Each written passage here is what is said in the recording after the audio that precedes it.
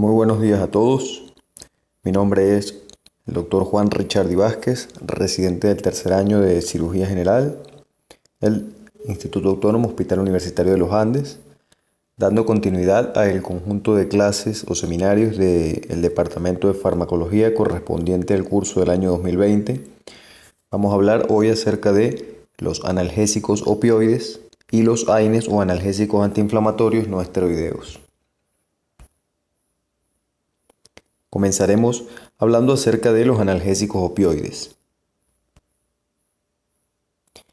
Podemos comenzar mencionando que el dolor es un componente de prácticamente todas las patologías clínicas y el manejo del dolor es un imperativo clínico primario. Así, el reconocido Thomas Sydenham, hacia el año 1680, entendiendo que fue uno de los principales pioneros en el desarrollo de la medicina británica, estableció un pensamiento denominado o el cual afirmó de la siguiente manera, y decía que de entre todos los remedios que Dios se ha dignado a dar al hombre para mitigar sus males, ninguno es tan universal y eficaz como el opio. Así, los opioides son un pilar en el tratamiento del dolor agudo, pero en los últimos años se ha cuestionado, sin embargo, la eficacia y la seguridad de su utilización a largo plazo para tratar el dolor crónico, ya que han aumentado los casos de adicción y muerte por su uso indebido. El término opioide se refiere a compuestos estructuralmente relacionados con los productos que se encuentran en el opio. Los opioides naturales se derivan de la resina de la adormidera Papaver somniferum, siendo empleado en la antigüedad por los griegos y romanos para aliviar no solo el dolor, sino también el cansancio y el sufrimiento. Por otra parte, los opioides incluyen a los alcaloides naturales vegetales como la morfina, codeína, tebaína y muchos derivados semisintéticos. Así, pese a la abundante utilización de los derivados opioides durante el siglo XIX y principios del siglo XX, poco se conocía, sin embargo, sobre sus mecanismos de acción. Se creía que los opiáceos ejercían su acción anteriormente modulando neurotransmisores. Sin embargo, a principios de los años 70 se demostró la existencia de un sistema opioide endógeno con receptores específicos y ligandos selectivos. De la misma manera podemos evidenciar cuáles son los principales opioides presentes en el opio.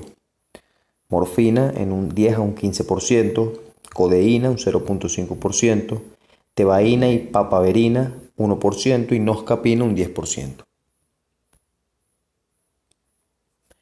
Continuando con el estudio del sistema opioide endógeno, en el año 1973 se demostró la existencia de lugares de fijación selectivos para los opioides.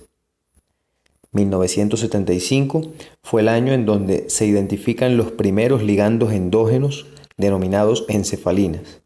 Posteriormente se aislaron la dinorfina y las endorfinas. Hacia el año 1976 se identificaron los 3 tipos de receptores opioides mundialmente conocidos. De esta manera se confirma la existencia de un sistema opioide independiente de otros neurotransmisores. Disculpen.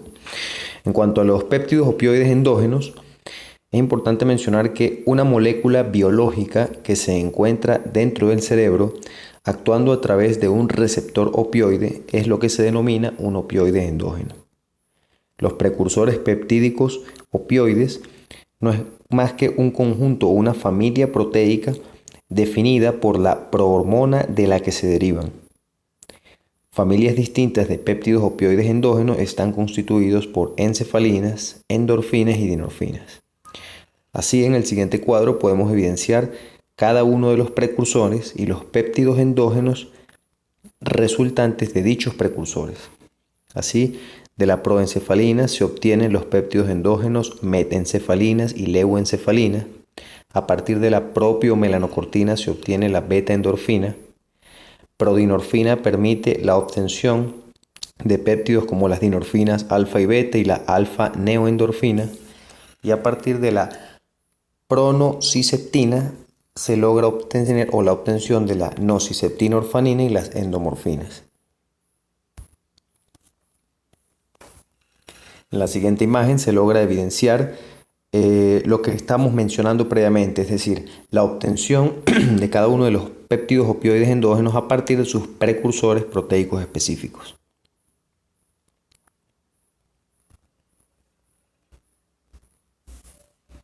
Algunas de las propiedades comunes que comparten todos los péptidos opioides endógenos están dados por: cada uno de ellos deriva de una proteína precursora distinta.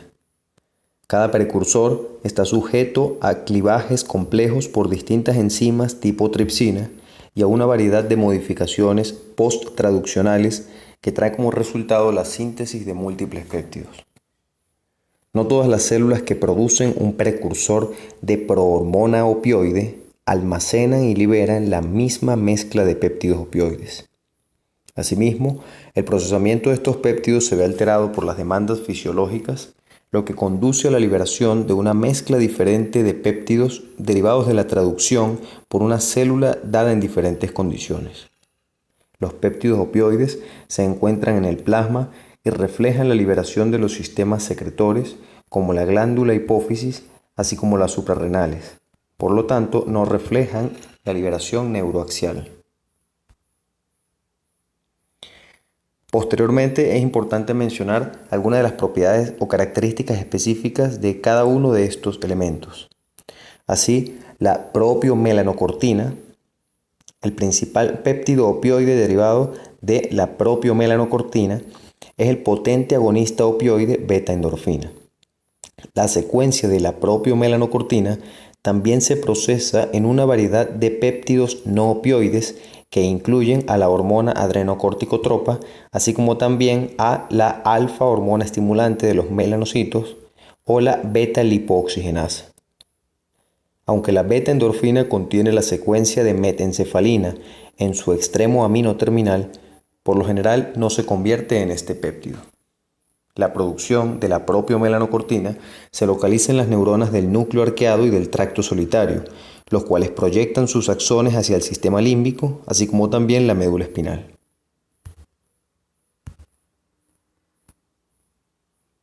En cuanto a la proencefalina, los péptidos de la proencefalina se encuentran presentes en áreas del sistema nervioso central que se cree están relacionadas con el procesamiento de la información del dolor, a la modulación del comportamiento afectivo y a las funciones neuroendocrinológicas. Así, los péptidos de la proencefalina también se encuentran en las células de cromafina de la médula suprarrenal, en los plexos nerviosos y en las glándulas exocrinas de órganos como el estómago y el intestino. Prodinorfina. Contiene 3 péptidos de diferentes longitudes que comienzan con la secuencia de leuencefalina y están dados por la dinorfina A, rimorfina o dinorfina B y neoendorfina. Los péptidos derivados de la prodinorfina se distribuyen ampliamente en las neuronas y, en menor medida, en astrocitos en todo el cerebro y la médula espinal. Con frecuencia se encuentran coexpresados con otros precursores peptídicos opioides. En cuanto a las endomorfinas, los péptidos pertenecen a una nueva familia de péptidos que incluyen endomorfina 1 y endomorfina 2. Las endomorfinas tienen una estructura atípica y muestran selectividad hacia el receptor MUR, del cual hablaremos más adelante. Receptores opioides. Sumamente importante conocer la naturaleza de cada uno de los mismos para entender o seguir comprendiendo el funcionamiento de lo que corresponde al sistema opioide endógeno.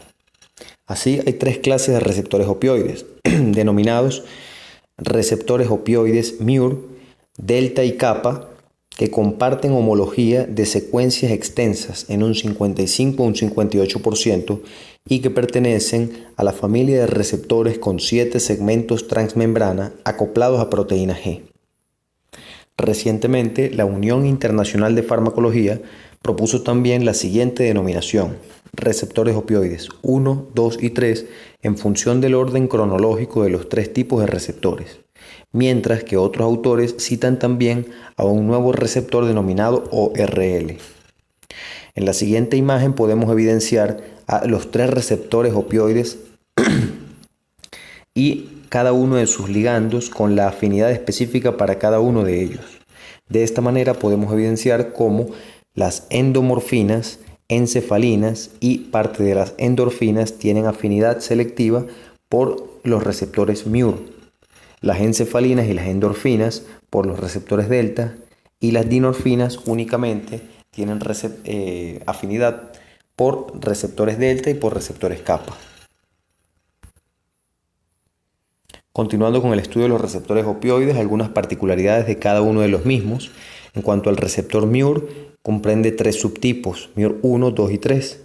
Su mecanismo de acción, abrir los canales de potasio, siendo responsable de muchos de los efectos adversos de los opioides. Y a su vez constituye la principal diana de los opioides más utilizados. En cuanto al receptor delta, posee dos subtipos, delta 1 y delta 2, abriendo los canales de potasio y actuando fundamentalmente a nivel de lo que constituyen las células de la corteza cerebral. En cuanto al receptor kappa, de la misma forma que al igual que el μr, posee tres subtipos, 1, 2 y 3. Cierra los canales de calcio, a diferencia de los anteriormente mencionados, produce disforia, por ello sus agonistas son menos adictógenos y contribuye a la analgesia espinal.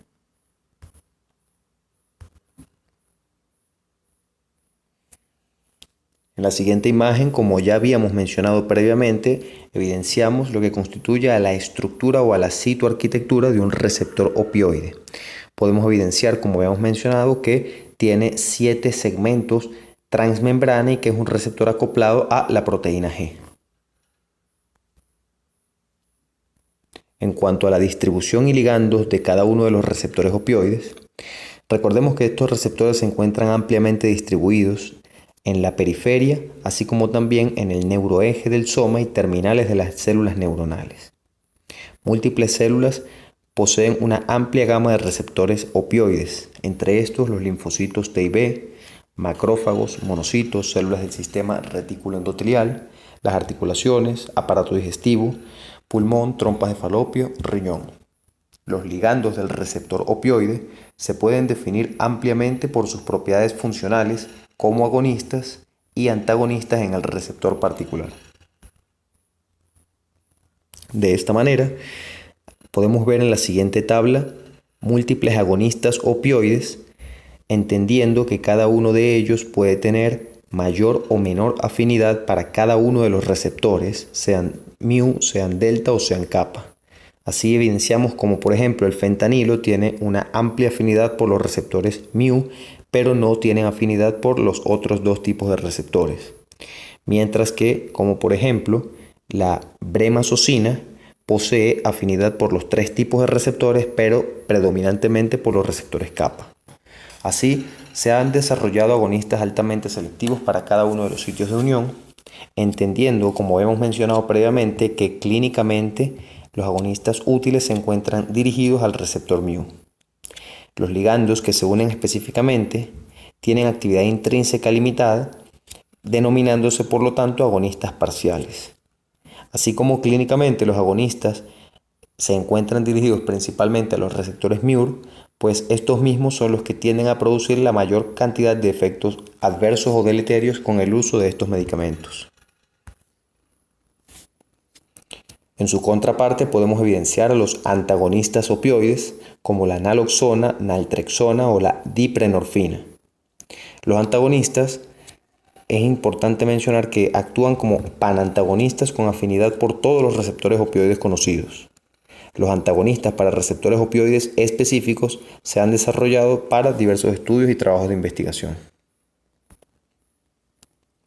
Ahora bien, desde el punto de vista de las propiedades farmacocinéticas de este amplio grupo de medicamentos, es importante mencionar que la absorción se produce en el aparato gastrointestinal, pudiendo utilizarse como vía oral en cuanto a su administración. La biodisponibilidad varía entre los diversos opioides. Esta variabilidad se debe al efecto de primer paso hepático el cual puede subsanarse mediante un ajuste adecuado de la dosis. La administración de los opioides puede llevarse a cabo por casi cualquier vía clásica, hecho que dependerá del tipo de fármaco, uso terapéutico del paciente y estilo de vida. También se ha descrito la absorción a través de la mucosa oral o sublingual, como por ejemplo los preparados caramelos de fentanilo, u otras vías como la rectal, pudiendo provocar un efecto de primer paso hepático o transdérmica en los parches de liberación prolongada de fentanilo. Distribución de los opioides es buena y se alcanzan concentraciones efectivas a nivel del sistema nervioso central, incluso para aquellos poco liposolubles como la morfina. Presentan buen paso a través de la barrera hematoencefálica, siendo máximo para la heroína, fentanilo y codeína, siendo escaso para la morfina por su elevada hidrofilia. Metadona y fentanilo se acumulan en los tejidos y sufren redistribución, lo que puede prolongar significativamente su semivida y duración de su efecto. En cuanto al metabolismo de los opioides, la inmensa mayoría se metabolizan por vía hepática. La morfina, vía del metabolismo fundamental, es la conjugación con el ácido glucurónico, dando origen a el metabolito morfina 3-glucurónido y morfina 6-glucurónido, ambos capaces de atravesar la barrera hematoencefálica. En cuanto a la codeína, vía metabolismo hepático, permite obtener 10% aproximadamente de morfina, siendo esta fracción la responsable del débil efecto analgésico de este opioide. En cuanto a la heroína, esta se metaboliza y da lugar al metabolito 6-monoacetilmorfina y tras una segunda hidrolización se convertirá en morfina, siendo responsable del efecto farmacológico de la heroína. En cuanto a la excreción, la forma de eliminación más común es la vía renal. Morfina. Eliminación caso completa en 24 horas para obtener morfina 3-glucurónido.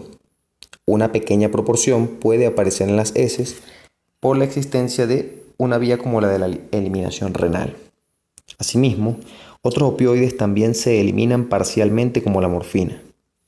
Esta puede ser la causa de que algunos deportistas de alta competencia que hayan utilizado preparados con codeína den positivo en el control antidopaje, como ocurrió con el deportista Coleman durante los Juegos Olímpicos y Paralímpicos de Doha 2019.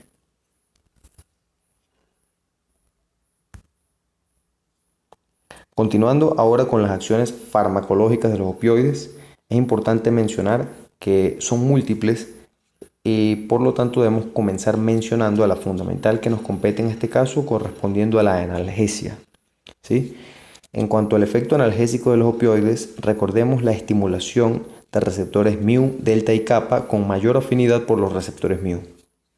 Inhiben la transmisión del estímulo doloroso vía la vía ascendente paleo-espinotalámica.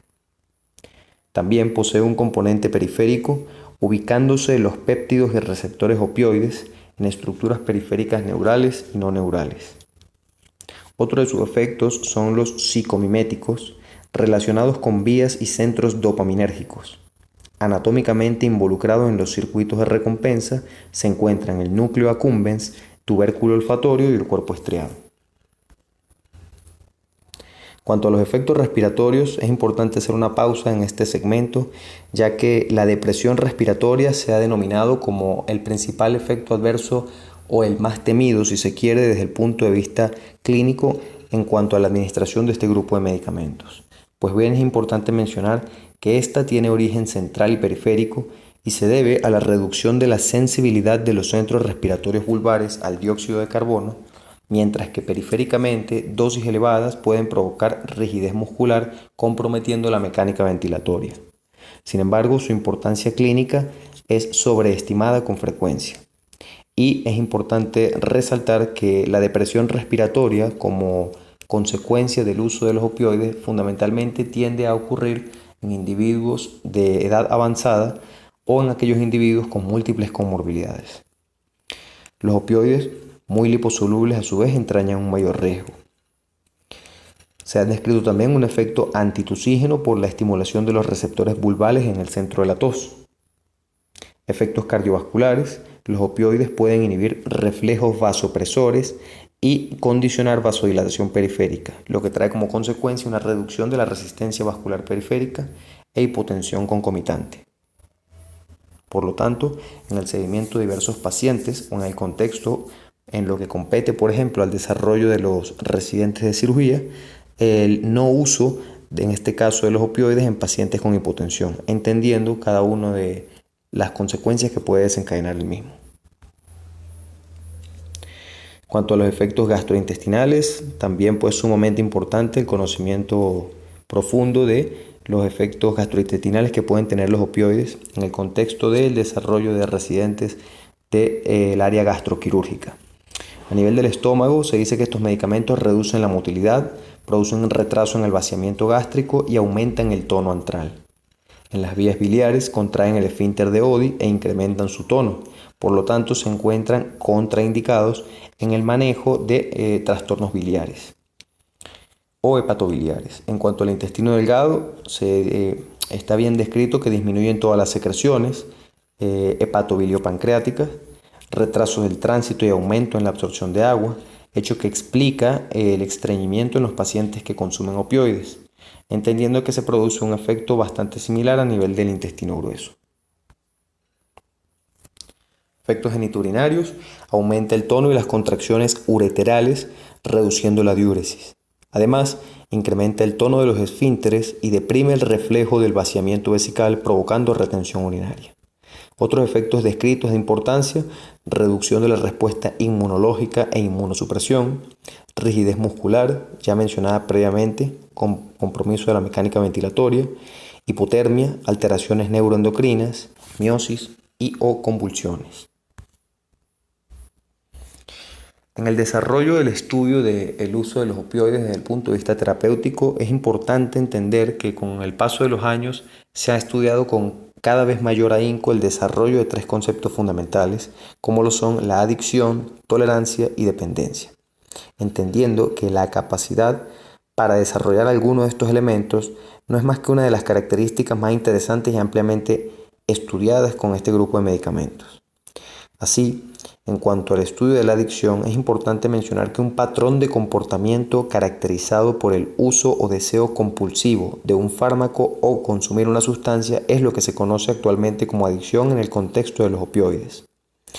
Los efectos positivos y de recompensa de los opioides se consideran en este caso la piedra angular o el componente impulsor para iniciar su uso recreativo.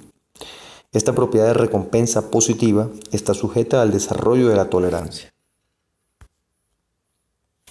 La tolerancia se refiere a una disminución en la efectividad aparente del agonista opioide con administración agonista continua o repetida durante días a semanas, que, después de la eliminación del agonista, desaparece durante varias semanas. Otros autores definen a la tolerancia como una reducción del efecto analgésico que hace necesario incrementar la dosis. En cuanto a la dependencia, esta representa un estado de adaptación manifestado por un síndrome de abstinencia que se produce al interrumpir la exposición al fármaco, siendo específica de la clase del fármaco y el receptor implicado. Grupos principales de opioides junto con sus usos terapéuticos. Dentro de los grupos de opioides o la clasificación encontramos a la morfina y análogos, dentro de los que ubicamos a la morfina, heroína, codeína, hidromorfona, levorfanol, oxicodona. Los derivados fenilpiperidínicos como la meperidina, el difenoxilato, loperamida, fentanilos. Metadona y análogos, así como pentazocina y tramadol. El uso terapéutico fundamental o lo más característico y comunes de este tipo de medicamentos: efecto analgésico, antitosígeno, antidiarreico y antidisneico.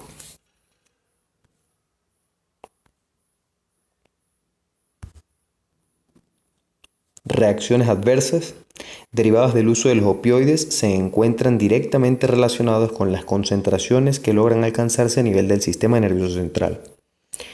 Así, los opioides más liposolubles son los que presentan reacciones adversas más graves, ya que la velocidad de paso de la barrera hematoencefálica es mayor. Por lo tanto, los efectos adversos más comunes o más ampliamente estudiados son, dentro de los frecuentes, podemos clasificarlos en agudos y crónicos. Dentro de los agudos, náusea y vómitos, somnolencia, inestabilidad y confusión.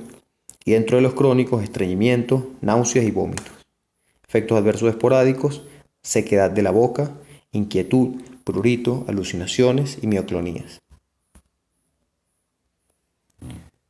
La toxicidad aguda o la intoxicación por opioides constituye una urgencia médica importante porque pone en peligro la vida del paciente. Puede ser causada por consumo excesivo de origen iatrogénico por sobredosificación, entendiendo que otros casos pueden estar dados por el consumo excesivo de un individuo drogadicto heroinómano o por intentos de autólisis. La depresión central generalizada conduce al coma por hipoxia, apnea e incluso la muerte. El tratamiento o la reversión farmacológica constituye o está dado por la administración de naloxona endovenosa lenta, que debe repetirse hasta así revertir la depresión respiratoria. En cuanto a las interacciones de los analgésicos opioides, el efecto opioide puede modificarse por el consumo de otros inductores enzimáticos tales como el tabaco o los barbitúricos.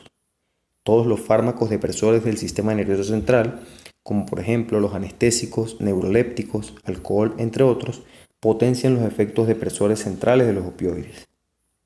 Ahora bien, interacciones con coadyuvantes en analgesia están dados por analgésicos antiinflamatorios no esteroideos a nivel periférico, anestésicos locales en los troncos nerviosos, el asta dorsal de la médula con inhibidores glutamatérgicos y GABAérgicos, o en vías descendentes con los bloqueantes de la inhibición descendente.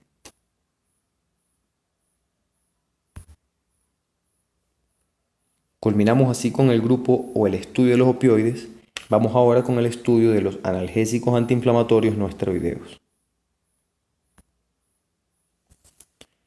Es importante comenzar mencionando la tríada característica denominada inflamación, dolor y fiebre, ya que bajo este pilar o bajo la comprensión de los eventos fisiopatológicos que conducen a la aparición de cada uno de estos fenómenos, es fundamental a la hora de comprender cómo se van a administrar los fármacos o sobre qué diana farmacológica van a actuar, en este caso los AINES. El proceso inflamatorio no es más que una respuesta protectora del sistema inmune a un estímulo perjudicial. Los mediadores inflamatorios, liberados desde las células no neuronales durante la lesión del tejido, aumentan la susceptibilidad de los nociceptores, potenciando la percepción del dolor. Así, desde el punto de vista fisiopatológico, el hipotálamo maneja o se encarga de la termorregulación, entendiendo así que la fiebre no es más que la respuesta a una infección o el resultado del daño de un tejido, inflamación, rechazo del injerto o malignidad. En cuanto a las características generales de los AINES, pues es importante mencionar que este grupo de medicamentos se clasifican desde el punto de vista mecánico en dos grandes grupos: inhibidores no selectivos de la ciclooxigenasa e inhibidores selectivos de la ciclooxigenasa 2. La mayoría de los AINES son ácidos orgánicos con valores de pKa relativamente bajos.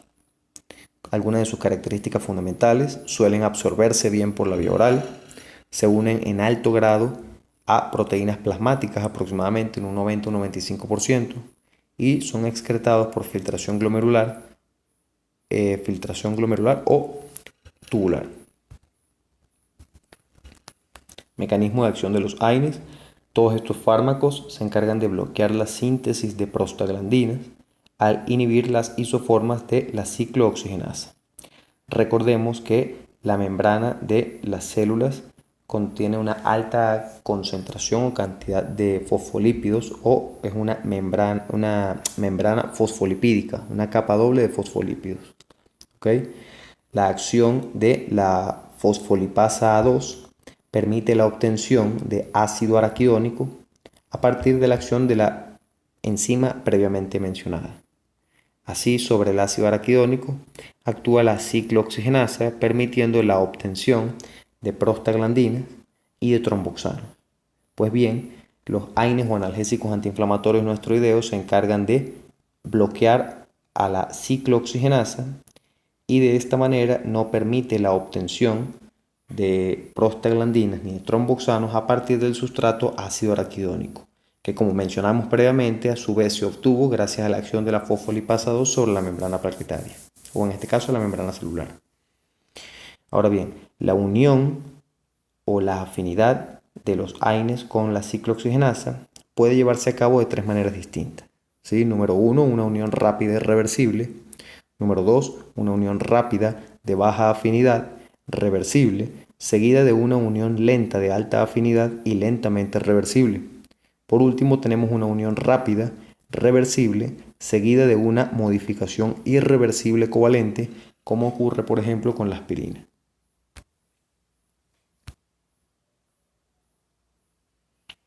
Así, la ciclooxigenasa 1 y la ciclooxigenasa 2 son muy similares en su estructura. La enorme similitud entre ambas enzimas explica que sus productos o las prostaglandinas sean los mismos. Tanto el sitio activo como la entrada en el canal de la ciclooxigenasa 1 son más pequeños que los de la ciclooxigenasa 2, aceptando entonces un menor número de sustratos. Por lo tanto, casi todos los analgésicos antiinflamatorios no esteroideos inhibidores de la ciclooxigenasa 1 también pueden inhibir a la ciclooxigenasa 2.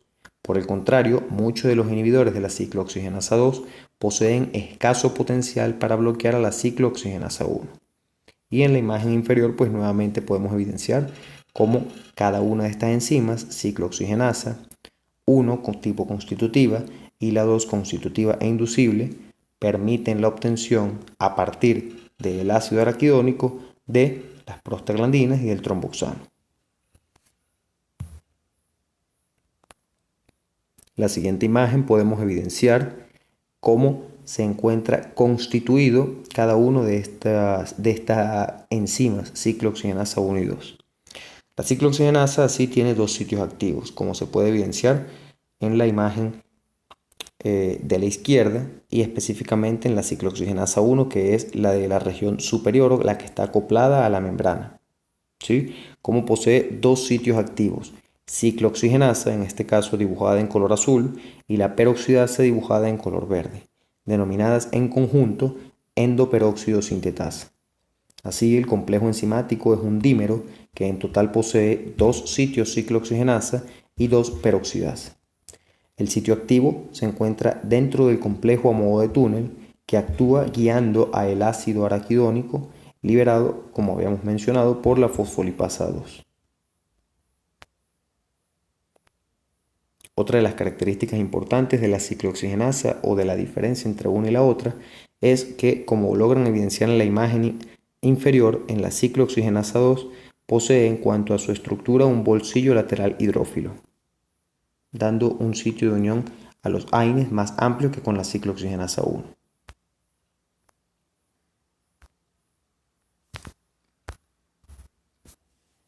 Algunas de las excepciones al mecanismo de acción previamente mencionado de los AINES. En cuanto a la aspirina, recordemos que la aspirina acetila de forma irreversible covalente la ciclooxigenasa, de forma que su efecto dura mucho más, ya que se tienen que sintetizar nuevas moléculas de ciclooxigenasa para que reemplacen a las enzimas modificadas por el fármaco. Cuando la ciclooxigenasa 1 es acetilada por aspirina, específicamente en la serina 530, el sitio de unión para el ácido araquidónico queda bloqueado. Sin embargo, cuando la aspirina acetila a la ciclooxigenasa 2 en la serina 516, el sitio activo, al ser más amplio, es capaz de aceptar más ácido araquidónico como sustrato, razón por la cual el efecto sobre las plaquetas o efecto de la ciclooxigenasa 1 de la aspirina requiere dosis inferiores a 50 miligramos al día, mientras que el efecto antiinflamatorio vía COX-2 requiere de 3 a 4 gramos diarios. Otro ejemplo y excepción al mecanismo previamente citado es el del paracetamol, entendiendo que este es capaz de conseguir una reducción de la síntesis de prostaglandinas en condiciones en las que haya escasa concentración de peróxido, como por ejemplo en cerebro, aliviando el dolor y la fiebre, y es por eso que se dice que el paracetamol no es eficaz en aquellos segmentos donde se encuentran grandes concentraciones de peróxido.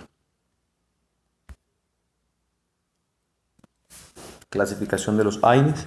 Tenemos así a los inhibidores no selectivos de la ciclooxigenasa con múltiples subgrupos. Derivados del ácido salicílico, donde encontramos la aspirina, salicilato de sodio, acetil salicilato de silina, entre otros. Derivados del paraminofenol, como el paracetamol, propacetamol.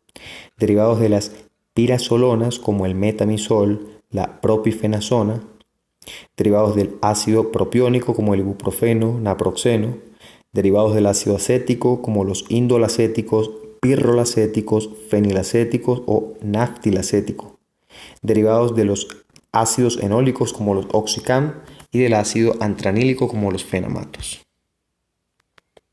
Otro constituye el grupo de los inhibidores selectivos de la ciclooxigenasa 2, donde encontramos dentro del subgrupo de los oxicams al meloxicam, dentro de las sulfoanilidas a el nimesulide, dentro de los indolacéticos a el etodolaco y dentro de los coxibs al celecoxib, rofecoxib, entre otros.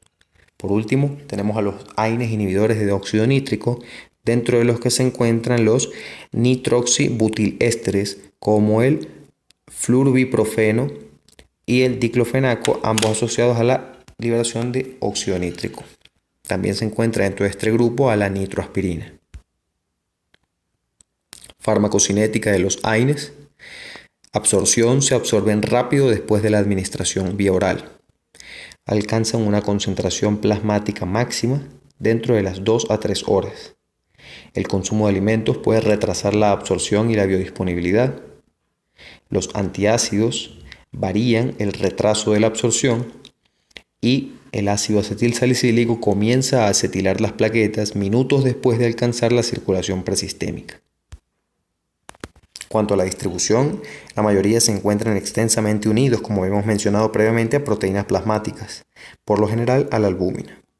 Condiciones que alteran las concentraciones de las proteínas, por lo tanto, pueden dar como resultado una mayor fracción de fármaco libre con efectos potenciales tóxicos. Los analgésicos antiinflamatorios no esteroideos, altamente unidos a proteínas, tienen el potencial de desplazar a otros medicamentos si compiten por sí mismos o por los mismos sitios de unión. Cuanto al metabolismo y la excreción, la biotransformación hepática y la excreción renal son las principales vías de metabolismo y eliminación de la mayoría de los AINES. La vida media plasmática va a variar de manera considerable. Así vemos como el ibuprofeno, diclofenac y paracetamol tienen una vida media de 1 a 4 horas, piroxicam una vida media de casi 50 horas en estado estacionario y el naproxeno una vida media de 9 a 25 horas. Las vías de eliminación con frecuencia implican oxidación o hidroxilación. En cuanto al mecanismo de acción específico, recordemos que los AINES bloquean la síntesis de prostaglandinas al inhibir las 2 isoformas de la ciclooxigenasa.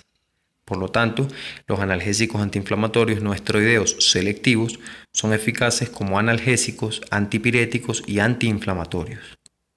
Los efectos sobre la coagulación dependen de las acciones de los AINES sobre las plaquetas, es decir, la producción de tromboxano A2 por la ciclooxigenasa 1 y del endotelio mediante la producción de prostaglandina 2 mediada por ambas enzimas. De esta manera, los inhibidores de la COX-1 tienen un efecto antiagregante, mientras que los inhibidores de la COX-2 pueden ser proagregantes. Los AINES selectivos COX-2 no afectan a la COX-1 y no producen toxicidad gastrointestinal, pero sí entrañan un riesgo cardiovascular importante. El paracetamol asimismo no es antiinflamatorio. Recordemos que no es útil o no es eficaz en aquellos segmentos donde se encuentran altas concentraciones de peróxido. Continuando con el estudio de los efectos farmacológicos, el efecto antipirético disminuye la temperatura en individuos febriles, pero no en individuos sanos. Efecto analgésico: son eficaces en dolores de intensidad leve a moderada. Efecto antiinflamatorio: es ideal en tratamiento de afecciones musculoesqueléticas. Y el antiplaquetario mencionado anteriormente, evitando la formación del tromboxano A2. En cuanto a las reacciones adversas más comunes, en la siguiente diapositiva pueden evidenciar cómo se encuentra el subtítulo denominado Caja Negra de Advertencia, citado de esta manera en el texto de el Velázquez, ya que podemos evidenciar una de las reacciones adversas más comunes y severas que pueden estar implicadas con el desarrollo o el uso crónico de los AINES. Así podemos evidenciar a la gastropatía erosiva o específicamente a las úlceras pépticas inducidas por analgésicos antiinflamatorios no esteroideos, que son aquellas denominadas en la clasificación de Johnson como úlceras tipo 5, entendiendo que son patologías desarrolladas desde el punto de vista fisiopatológico por un desequilibrio entre los factores protectores de la mucosa, ya que al no obtener prostaglandina, por bloquear la ciclooxigenasa, aumentan los factores agresores, en este caso, como por ejemplo pueden ser el aumento en la secreción de ácido por las células parietales. Otro de los efectos adversos importantes están dados por los fenómenos o efectos tromboembólicos, así como también la disminución del flujo sanguíneo renal, pudiendo condicionar eventos de insuficiencia renal aguda. Otras reacciones adversas: los salicilatos pueden causar toxicidad gastrointestinal con frecuencia, los paraaminoafenoles pueden provocar hepatotoxicidad, las pirazolonas, toxicidad hematológica grave, los indolacéticos están asociados a desencadenar cuadros de cefalea y los derivados antranílicos pueden ocasionar diarreas graves. Cuanto a las indicaciones terapéuticas más comunes, se dice que están ampliamente indicados en este caso para el tratamiento de estados febriles, dolor, procesos reumatológicos, profilaxis de fenómenos tromboembólicos, a pesar de que, como se mencionó anteriormente, también puede paradójicamente constituir uno de los efectos adversos importantes. El conjunto de salicilatos se han determinado importante para el tratamiento de la enfermedad inflamatoria intestinal, entendiendo que esta es una entidad sumamente importante basada en el tratamiento médico y el quirúrgico únicamente utilizándose para el desarrollo de las complicaciones de la misma. Otras indicaciones terapéuticas: afecciones dermatológicas, cierre del conducto arterioso, procesos oculares. Pacientes pediátricos únicamente se utiliza en la gran mayoría de los casos el paracetamol y el ibuprofeno. Cuanto a las pacientes embarazadas, pues no se recomienda el uso de los analgésicos antiinflamatorios no esteroideos. Y recordemos también las diversas consideraciones económicas a la hora de prescribir este tipo de medicamentos. Algunas de las interacciones: la mayoría de los analgésicos antiinflamatorios no esteroideos se unen, como hemos mencionado, en gran proporción a proteínas plasmáticas, por lo que pueden desplazar de su unión a otros fármacos. Así, en el siguiente cuadro podemos evidenciar algunos de los fármacos con los cuales los AINES pueden hacer interacciones, entendiendo que es solo un segmento del recuadro, ya que son múltiples los medicamentos con los que pueden tener interacciones. Así vemos como, por ejemplo, la interacción de los AINES con los anticoagulantes orales aumenta el riesgo de hemorragias secundarias y por lo tanto se debe evitar su uso. También tiene interacciones importantes con diuréticos, inhibidores de la enzima convertidora de angiotensina, beta bloqueantes, litio y otros que no aparecen en el cuadro que les estoy mostrando a continuación, como por ejemplo los antifolatos o el metotrexate. La toxicidad aguda, en este caso no por opioides, hay un error en la lámina, pido disculpas, sino por analgésicos antiinflamatorios no esteroideos. Entendamos que las ingestiones masivas de AINES retrasan el vaciamiento gástrico, lo que provoca que las concentraciones plasmáticas se mantengan elevadas durante horas después de la ingestión. Esto puede desencadenar el desarrollo de complicaciones como alteraciones ácido-básicas, desequilibrio hidroelectrolítico, alteraciones renales, edema pulmonar y cerebral. El tratamiento tiene como objetivo la prevención de la absorción de más salicilatos, si fuese el grupo que condicionó la intoxicación, corregir el desequilibrio hidroelectrolítico y las alteraciones ácido-base. De esta manera llegamos al final de la clase o del seminario, tanto de los opioides como de los AINES. Espero que haya sido de su agrado. Muchas gracias por su atención. Se despide el Dr. Juan Richardi, residente del tercer año de Cirugía General. Muchas gracias.